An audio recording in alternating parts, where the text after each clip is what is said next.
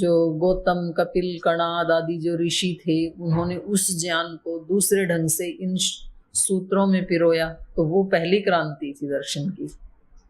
फिर इसमें दूसरी क्रांति आई जब चारवाक, महावीर, भगवान बुद्ध ये आए, तो इन्होंने उन्हीं सत्यों को, उन वैदिक सत्यों को थोड़ा सा तोड़ मरोड़ने की कोशिश की, अपने ढंग से कहने की कोशिश की। तो इसलिए इनको वैदिक नहीं कहते हैं, क्योंकि ये वेद को नहीं मानते थे और उनको एज इट इज नहीं मानते थे, लेकिन तो भी घुमा फिरा के माना उन्हीं सत्यों को इन्होंने भी। तो जो यहाँ पर 5 यम थे या नियम थे, तो उसी को महात्मा बुद्ध ने फिर शील कह दिया। तो शील का मतलब भी वही है, यम नियम ही है, क्योंकि उसके बिना तो व्यक्ति ध्यान में या समाधि में प्रवेश कर ही नहीं सकता है। तो पंचशील कह दिया फिर उसको, इधर 5। तो थोड़ी सी कोशिश की उसको, मोक्ष को निर्वाण कह दिया, तो शब्दांतर हुआ केवल। तो ये दूसरी क्रांति हुई जब उन्होंने अपने ढंग से कुछ चीजों को प्रस्तुत किया, चाहे वो भगवान महावीर हैं, चाहे महात्मा बुद्ध हैं, चारवाक हैं। तो ये दूसरी क्रांति है इस फील्ड में। फिर तीसरी क्रांति हुई जब इस देश में इस्लाम धर्म वालों ने प्रवेश किया, तो उन्होंने तो बिल्कुल ही बंटा ढार कर दिया, उन लोगों को कहीं ऐसे अंधेरे में धकेल दिया और जन सामान्य में कुछ ऐसे तत्वों को वो ले आए अपनी, उन्होंने एक अलग ही फिलोसफी घड़ ली। तो वो तीसरा हुआ। फिर चौथा हुआ जब यहाँ ईसाई धर्म ने प्रवेश किया, अंग्रेजों ने प्रवेश किया। तो ये इस तरह से ये अप डाउन करके चलते चलते, लेकिन तो भी सत्य का कभी नाश नहीं होता है। तो चाहे उसको शब्दांतर में कोई कुछ भी कहे, चाहे वो विदेशी जो दार्शनिक हुए, प्लेटो, सुकरात आदि, तो उन्होंने भी जिन सत्यों को अपने ढंग से कहा, लेकिन वो इससे सर्वथा भिन्न है ऐसा नहीं है। तो इसलिए आप उसको तप कह सकते हैं, आप उसको समाधि कह सकते हैं। तो जो दर्शन शब्द जो फिलोसफी में यूज किया जाता है, देखो एक तो लोक का दर्शन शब्द है, जैसे उस दिन भी मैं पूछ रही थी ना दर्शन, तो वो बता रही थी साध्वी, आज कहाँ गई देव साधना, परीक्षा देने। अच्छा, दृश्यते अनेन इति दर्शनम। तो लोक में तो किससे दृश्यते अनेन, अनेन केन, किससे देखा जाता है? चक्षु इंद्रिय से। तो चक्षु इंद्रिय से जो दिखाई दे रहा है वो तो दर्शन नहीं हो सकता है। चक्षु इंद्रिय से तो हमें भौतिक चीजें दिखाई दे रही हैं, जो विषय है, आंख का जो विषय है, रूप आदि, वो दिखाई दे रहे हैं हमें। तो रूप को देखने से ही यदि हम इसको दर्शन कहें, तो ये तो फिर दर्शन की परिभाषा पूरी नहीं हुई, क्योंकि दर्शन शास्त्र में जिस दर्शन शब्द का प्रयोग किया गया है वो तो इंद्रियातीत है ना, और ये तो चक्षु इंद्रिय की बात हो रही है।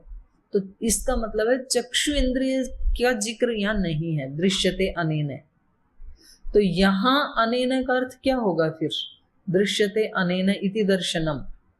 जो शास्त्र में ये परिभाषा है, तो शास्त्र में इस परिभाषा का अर्थ क्या होगा? दृश्यते अनेन, अनेन केन, तो वहां उत्तर है विवेकेन। विवेक से जो दिखाई देता है, तो वो विवेक कब उत्पन्न होता है? वो तो समाधि अवस्था में या ध्यान के पश्चात ही विवेक तो उत्पन्न होता है। विवेक का मतलब क्या है? विचिर पृथक भावे धातु से विवेक शब्द बनता है, जो अलग अलग कर देता है प्रकृति और पुरुष को। ये शरीर है, ये प्रकृति है, इंद्रियां हैं, मन है, बुद्धि है, ये आत्मा है, ये विवेक दिखाता है। तो उसको दर्शन कहेंगे फिर। और वो तो देखो रोजाना उसके लिए प्रयास करना पड़ेगा भाई। जैसे आज निर्जला एकादशी है, तो आज के दिन ऐसे बताया जाता है कि किसी की हिंसा नहीं करनी चाहिए, और उसमें थोड़ा 11 की 11 इंद्रियों का तप करना चाहिए, भगवान में लगाना चाहिए। उसका एक बहुत बड़ा सा विधान है। तो उसको एक शब्द में कहें तो अंतर्मुख होने का एक संकल्प करते हैं लोग कि आज हम अंतर्मुखी होकर के रहेंगे। तो ऐसे अलग अलग विधान हमारे ऋषियों ने किए हैं। तो बिना ध्यान के या बिना अंतर्मुखता के तो जो शास्त्र में कहा है उसकी थोड़ी सी भी अनुभूति नहीं ही हो सकती है, नहीं होगी, कभी भी नहीं होगी। और इस तरह से जब संकल्प लेते हैं, एक दिन संकल्प लिया जा सकता है तो प्रतिदिन भी लिया जा सकता है। तो प्रतिदिन कुछ मिनट का, आधे घंटे का, 1 घंटे का, तो ऐसा हर व्यक्ति को लेना चाहिए। कुछ लोग लेते भी हैं लेकिन तो भी वो उसकी जो कहेंगे ना सर्वोपरि लाभ, वहां तक नहीं पहुंचते हैं। पूजा पाठ ज्यादातर लोग करते हैं, एक दुकान पे जाने वाला व्यक्ति भी पूजा पाठ करता है, लेकिन वो उसके लिए एक रिचुअल बन के रह जाता है। भी दुकान पे जाने, आज देर हो गई तो चलो थोड़ा सा जल्दी जल्दी दिया जलाओ, जल्दी जल्दी घंटी बजाओ, जल्दी जल्दी धूप दिखाओ। अगर ये सब जल्दी जल्दी नहीं किया तो भगवान नाराज हो जाएंगे, और जल्दी जल्दी कर दिया तो निपटा दिया हमने इसको। तो उससे इस व्यक्ति को अपने स्तर पे संतोष, ये आत्म संतोष कर ले रहा है, लेकिन इसको कोई आध्यात्मिक फल तो नहीं मिलेगा। अपनी अपनी इच्छा है, कोई कुछ दिया जला करके अपने आप को आत्म संतुष्टि से युक्त कर लेता है, कोई यज्ञ करके, कोई माला का एक जप करके, कोई रामायण के 5 पृष्ठ पढ़ के, कोई गीता का पाठ करके, कोई किसी पुराण का, शास्त्र का, ऐसे सब ने अपने अपने बना रखे हैं। तो करते तो हैं लगभग, भारत में तो हिंदू परिवार तो करते ही हैं, और दूसरे धर्म वाले भी करते हैं। वो नमाज पढ़ेंगे या रोजा करेंगे, अपना अपना सब ने बना रखा है, लेकिन उस सब से आध्यात्मिक उपलब्धि तो नहीं होती है। व्यक्ति आत्म संतोष तो कर लेता है, लेकिन आध्यात्मिक उपलब्धि के लिए फिर पूज्य गुरुदेव भी हमें बताते हैं कि वहां 99% नहीं चलता है। वहां 100% ही व्यक्ति की अभीप्सा होनी चाहिए, 100% ही उस कर्म को करते हुए उसमें संलग्न होना चाहिए। 100% संध्या कर रहे हैं तो 100% संध्या में ही ध्यान, भावना, प्रसन्नता होनी ही चाहिए। उसी का नाम अभ्यास कहा है शास्त्रों में। सतु दीर्घ काल नैरंतर्य सत्कारा से। दीर्घ काल का मतलब है जिसके लिए आप अभ्यास कर रहे हैं वो जब तक प्राप्त ना हो जाए तब तक आपके लिए, हम सब के लिए दीर्घ काल है। अगर किसी को वो अनुभूति 2 साल में हो जाए, 5 साल में, 3 साल में, जैसे महात्मा बुद्ध को 6 साल में हुई, तो 6 साल ही दीर्घ काल कहा जाएगा। किसी को 12 साल में होती है तो उसको 12 साल करना पड़ेगा, किसी को 20 साल में होती है तो 20 साल करना पड़ेगा। ये दीर्घ काल की परिभाषा है। से तो दीर्घ काल। और नैरंतर्य का मतलब है सब कर्म करते हुए, नोट 1 घंटा। नैरंतर्य का अर्थ कुछ लोग ये करते हैं कि रोजाना जो सुनिश्चित समय है उस पे बैठना, वो ठीक है, लेकिन उसके अतिरिक्त नैरंतर्य का मतलब है 24 घंटे में से जागते हुए भी प्रतिपल वो ही ध्यान में रहे, उसकी स्मृति बनी रहे, और सोते हुए भी उसी भाव चेतना में सोए, योग निद्रा में, उसको नैरंतर्य कहा। और उसमें सत्कार का मतलब है श्रद्धा भी होनी चाहिए, नहीं तो बर्डन समझता है व्यक्ति। किसी व्यक्ति ने ये नियम ले रखा है, संकल्प ले रखा है, मुझे 5 माला गायत्री की रोज जाप करना है, और किसी दिन टाइम ना मिले, और या तो सोते समय या तो कभी दोपहर में, तो फिर इतना जल्दी जल्दी और इतने तनाव युक्त होकर के माला जपता है वो कि भाई ये पूरी नहीं हो, पूरी करनी है, पूरी नहीं करी तो पता नहीं क्या प्रलय हो जाएगी, उससे कोई फायदा नहीं है। सत्कार का मतलब है उसमें श्रद्धा होनी चाहिए, उसमें रस आना चाहिए व्यक्ति को, और जिसकी वो डिमांड है अंदर से उसको तो रस आएगा। जिसके अंदर से डिमांड नहीं, किसी के कहने से कर रहा है, तब रस नहीं आएगा, तब बर्डन महसूस होगा। करना पड़ रहा है, इन्होंने बता दिया कि 1 माला तो कम से कम रोज जपो, तो फिर उस एक को टाइम ना लगे तो जैसे तैसे करके उसको पूरी कर देता है, तो उसमें फिर मन नहीं लगता है। तो सत्कारा से भी तो तब वो फिर दृढ़ भूमि हो जाता है, फिर वो स्वभाव में आ जाता है। तो अंदर जाने का, अंतर्मुख होने का अभ्यास और उसमें आनंद, ये दोनों चीजें व्यक्ति को स्वयं ही पता लगता है कि मेरा अभ्यास ठीक हो रहा है या नहीं हो रहा है। मेरा वो संकल्प भी है कि नहीं, पहले तो यहां से सोचना चाहिए व्यक्ति को, मैं चाहता भी हूं या नहीं चाहता हूं। बिल्कुल अपने साथ कम से कम धोखे में नहीं रहना चाहिए व्यक्ति को। ठीक है, हम आश्रम में आ गए हैं, हम सन्यासी हैं, लेकिन वास्तव में हम भगवत प्राप्ति चाहते भी हैं या नहीं चाहते हैं, ये बिल्कुल क्लियर कट होना चाहिए व्यक्ति का अपने साथ। कुछ व्यक्ति ऐसे होंगे भाई अपने को ना भी हो तो चलेगा, अपने को तो बस सेवा मिलती रहे, हम सेवा करते रहें, तो ये एक क्लियर हो गया, एजेंडा इसका स्पष्ट है। अब ये तो कोई भी नहीं चाहेगा कि मुझे भगवान नहीं चाहिए, ऐसा तो कोई भी नहीं कहेगा, पर चाहिए या नहीं चाहिए, जिसका नहीं चाहिए इससे भी काम चल रहा है, इसका मतलब उसको नहीं ही चाहिए। और एक होता है कि भाई बाकी और कुछ मिले या ना मिले, पर ये नहीं छूटना चाहिए।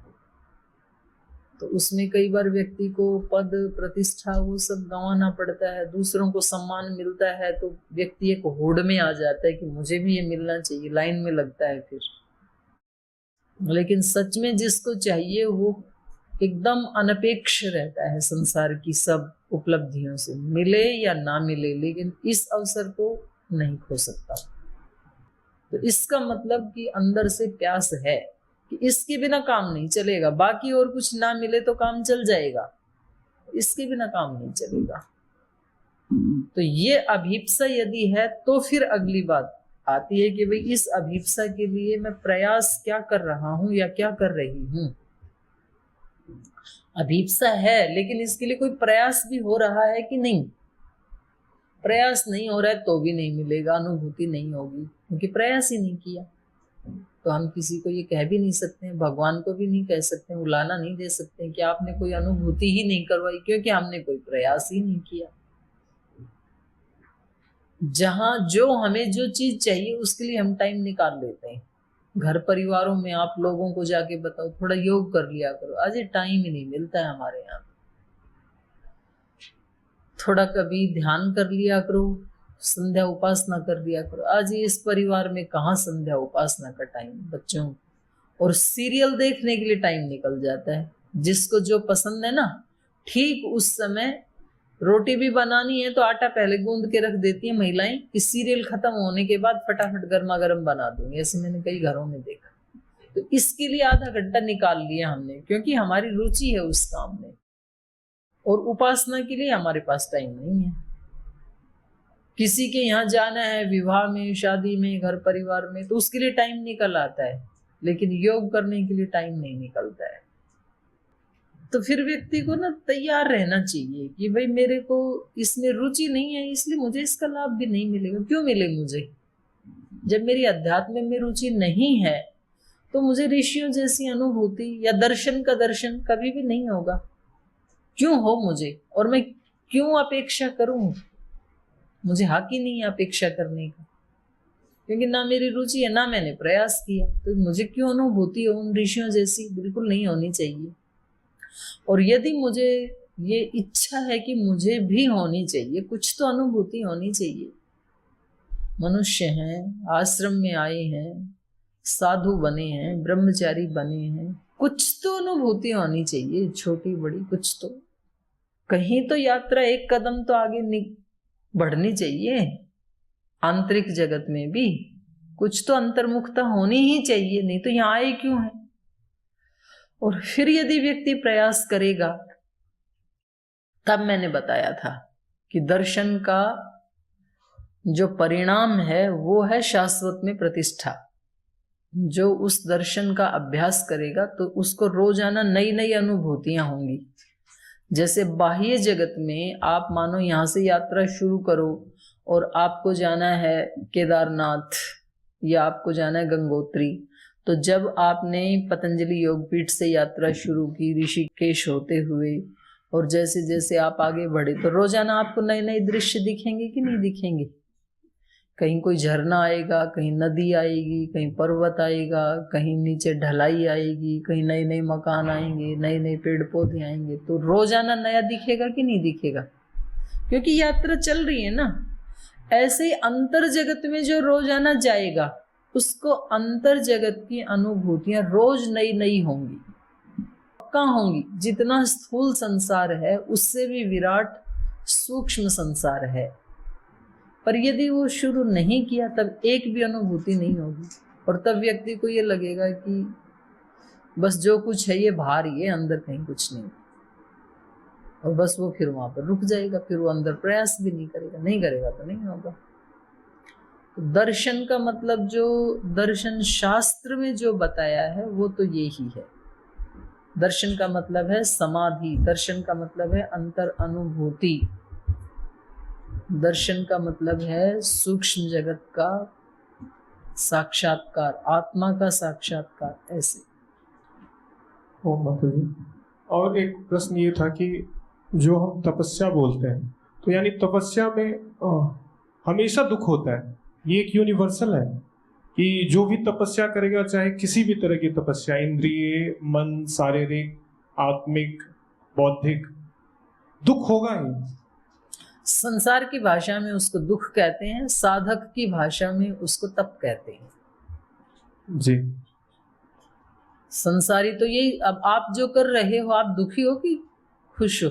खुश है, प्रसन्न। प्रसन्न हो। क्या पढ़ के आए हो? माता जी, हम मास्टर्स करके हैं प्लांट बायोटेक्नोलॉजी। तो अब देखो, आप तो कह रहे हो कि हम प्रसन्न हैं, खुश हैं, लेकिन आपके जानने वाले कहेंगे कि इसके भाग्य में क्या लिखा था। बिल्कुल। ये पढ़ लिख करके अच्छे कपड़े नहीं पहनता है, अच्छा खाना नहीं खाता है, अच्छे गद्दे पे सोता नहीं है, जमीन में चटाई बिछा के सोता है, वो पूरी नींद भी नहीं सोता है, 4 बजे उठ जाता है। इसके साथी तो 7 बजे तक अच्छी सी नींद लेते हैं। तो उनकी दृष्टि में क्या है? ये दुख। लेकिन साधक की दृष्टि में क्या है? ये तप। हम तप कर रहे हैं और तप से खुशी मिलती है व्यक्ति को। तो आप जो कह रहे हो ना कि जरूरी है सब जगह दुख, तो उनकी दृष्टि में तो जरूरी ही है। जब आगे आप बढ़ेंगे, कुछ उपलब्धि प्राप्ति करने के लिए प्रयास करेंगे, तो संसार की दृष्टि में तो उसको दुख ही कहते हैं हमेशा, क्योंकि तपो द्वंद्व सहनम, तप की परिभाषा ऋषियों ने की है द्वंद्वों को सहन करना। और जब जब द्वंद्वों को सहन करेंगे तो सांसारिक दृष्टि से तो वो दुख ही होता है। अब जैसे आप सारा संसार जो है वो कोई एसी लगा रहा है, कोई कूलर लगा रहा है, गर्मी है, और आप लोग तो ऐसे ही सोते हैं, तो ये तो तप ही है। तो उनकी दृष्टि में ये दुख है। जब यहाँ बहुत तेज ठंडी होती है तो उस समय भी कोई हीटर लगाता है, कोई अन्य उपाय करता है, कोट पहनता है, स्वेटर पहनता है, शॉल ओढ़ता है। यहाँ तो ऐसे ही रहते हैं सब, तो ये तप ही है। तो संसार की दृष्टि में तो दुख है भाई, कितना दुख पा रहे हैं देखो बेचारे। और साधक की दृष्टि में उनको लगता है कि धीरे धीरे शरीर को हम साध रहे हैं, ऐसे मन को भी साधेंगे, ऐसे विचार को भी साधेंगे, इंद्रियों को भी साधेंगे, और उसमें प्रतिष्ठित होकर के उन सत्यों को प्राप्त करेंगे जो कभी हमारे ऋषियों ने और पूर्वजों ने प्राप्त किया। चलो, और किसी का है कोई प्रश्न? तो शूर्पणखा जी पुनः इनके पास आकर के बताती हैं कि मैं बहुत भयभीत हूं, सर्वतो भयदर्शिनी, त्वाम पुनः शरणम प्राप्त, पुनः मैं आपकी शरण में आ गई हूं, तो कुछ तो आप इसके लिए उपाय कीजिए। विषादन क्राध्युषिते परित्रासोर्मि मालिनी, किं मां न त्रायसे मग्नां विपुले शोकसागरे, शूरमानेन शूरस्त्वं मिथ्यारोपितविक्रमः, मानुषौ यौ न शक्नोषि हन्तुं तौ रामलक्ष्मणौ, रामेण यदि ते शक्तिः स्तेजो नास्ते निशाचर, दंडकारण्यनिलयं जहितं कुलपांसना। विषाद अनक्राधि उषिते, विषाद रूपी मगरमच्छ से उषिते, उनके उदय होने पर, परित्रास ऊर्मी मालिनी, ऊर्मी कहते हैं तरंग को, ऊर्मी मालिनी माने तरंगों से तरंगित महासागर में, विषाद की लहरों से, विषाद की जो लहर हैं वो मेरे मन में ऐसे उठ रही हैं जैसे कोई मगरमच्छ सागर में अप डाउन करते हैं। विषाद अनक्राधि उषिते परित्रास ऊर्मी मालिनी। और परित्रास की माने आपसे सहायता पाने के लिए ऊर्मी मालिनी तरंगे उठ रही हैं, भय रूपी तरंगे उठ रही हैं। भय रूपी तरंगों से मेरा हृदय तरंगित हो रहा है, मेरा मन विचार तरंगित हो रहा है। तो उन तरंगों में मैं अप डाउन हो रही हूँ, डूब सी रही हूँ। किम माम न त्रायसे, तो क्या आप मेरी रक्षा नहीं करेंगे? एक तो भय है मुझे, विषाद है, अपनी आंखों के सामने ऐसे बलवान राक्षसों को मरते हुए देखा है, तो एक भय का और त्रास का एक सागर सा उमड़ रहा है मेरे हृदय में, उसकी तरंगें ऊंची ऊंची लहरें उठ रही हैं। तो ऐसी अवस्था में किम माम न त्रायसे, किम माम विपुले मग्नाम, शोक सागरे विपुले मग्नाम। शोक सागर, शोक का जो विपुल सागर है, बहुत बड़ा सागर है, उसमें मैं मग्न हो रही हूँ, डूबती जा रही हूँ। तो क्या इस शोक सागर में डूबती हुई मुझ बहन की नेत्राय से क्या आप रक्षा नहीं करेंगे? ऐसे अपने भाई से पूछ रही खर से। शूरमानेन शूरस्त्वं मिथ्यारोपित विक्रमः मानुषौ यौ न शक्नोषि हन्तुं तौ राम लक्ष्मणौ। और फिर जब व्यक्ति बहुत ऐसे अपने आपे से नीचे आ जाता है और दूसरे को कहता है कि आप मेरी सहायता करो, और वो व्यक्ति सहायता नहीं करता है, तो फिर उसको गुस्सा भी आता है उस व्यक्ति को। तो अगले ही श्लोक में ये नाराजगी भी जता रही है। कह रही है शूरमानी न शूरस्त्वम, अपने आप को शूरवीर मानते हो पर शूरवीर हो नहीं। मिथ्यारोपित विक्रम, आपका जो पराक्रम है वो आपके ऊपर मिथ्यारोपित है। कई बार बच्चे ना, जैसे आपको अपनी बात मनवानी है और फिर आप पूछते हैं और हम मना कर दें कि नहीं ऐसे नहीं करना, तो बोले बस इनको बोलते बोलते हैं करुणालु हृदय। करुणालु हृदय है नहीं, क्योंकि आपकी बात नहीं मानी इसलिए। वो तो देखना पड़ेगा ना कब माननी है कब नहीं माननी है। ऐसे थोड़ी आपकी हर बात को माना ही जाएगा आंख मूंद करके। तो इसलिए ये नाराज भी हो रही है कि भाई जब तुम उनको राम लक्ष्मण को मेरे कहने से नहीं मारते हो तो काहे के शूरवीर हो? फिर शूरवीर हो नहीं आप। शूर मानी न शूरस्त्वम, अपने आप को मानते हो बस शूरवीर हूं ऐसा, शूर मानी। त्वम न शूर, लेकिन शूरवीर हो नहीं। मिथ्यारोपित विक्रम, आपका विक्रम पराक्रम मिथ्यारोपित है, क्योंकि मानुषौ यौ हंतुम न शक्नोषि तौ राम लक्ष्मणौ मानुषौ यौ। जो वो दो मनुष्य हैं राम लक्ष्मण, तुम तो असुर हो, असुर तो अपने आप को बलवान समझ रहे हैं ना, और मनुष्य में तो कम बल है। तो कम बल वाले को भी आप नहीं मार पा रहे हैं, तो इसका मतलब आपका जो पराक्रम है वो वास्तव में आप पराक्रमी हो नहीं। तो चैलेंज देते हैं ना किसी किसी को, कई तरह के वो होते हैं उपाय किसी से काम करवाने के लिए। कोई व्यक्ति प्रार्थना करने से काम कर देता है, कोई थोड़ा विनय से हाथ जोड़ने से काम कर देता है, कोई व्यक्ति चैलेंज देने से काम कर देता है कि आप तो कभी तपोवन के पहाड़ पे चढ़ ही नहीं सकते हो। बोले चढ़ के ही दिखाएंगे आपको, चढ़ के दिखा देते हैं। आप कभी साधु बन ही नहीं सकते हो, बोले बन के दिखाएंगे। घर से जाएंगे, घर में जो थोड़ा सा उद्दंडता करता है ना बच्चा, बोले मेरे को नहीं रहना घर में, मेरे को तो साधु बनना है। फिर घर वाले बोलते हैं तू और साधु बनेगा, तू कभी साधु बन ही नहीं सकता। बोले साधु ही बन के दिखाऊंगा। तो आप में से ऐसे कई आए हुए हैं, तो चैलेंज दे रही है अभी।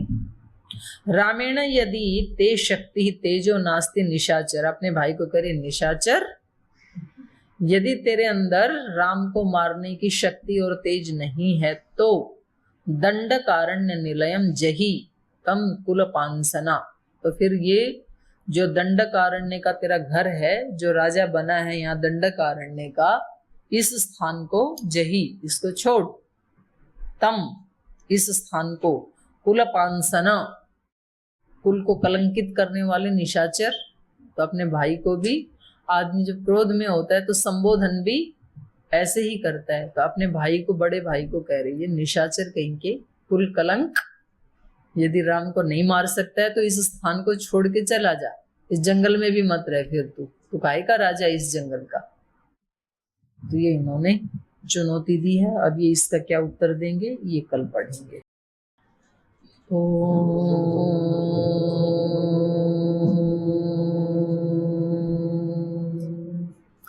शांति शांति शांति। श्री गुरुभ्यो नमः। हे हृदयेश्वर, हे सर्वेश्वर, हे प्राणेश्वर,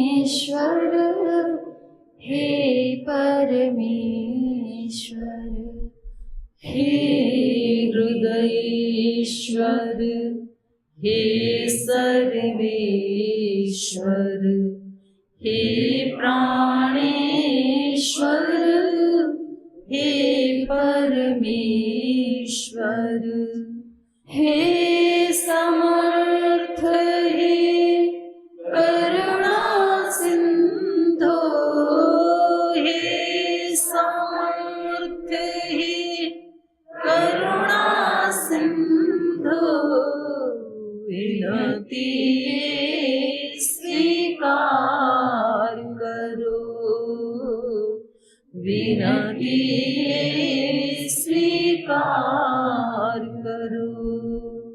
भूल दिखाकर उसे मिटा कर, भूल दिखाकर उसे मिटा कर, अपना प्रेम प्रदान करो, अपना प्रेम प्रदान करो।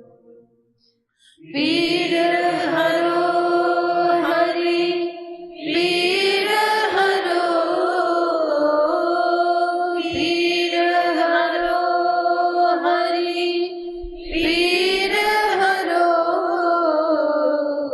पीर हरो हरि, पीर हरो, पीर हरो हरि, पीर हरो।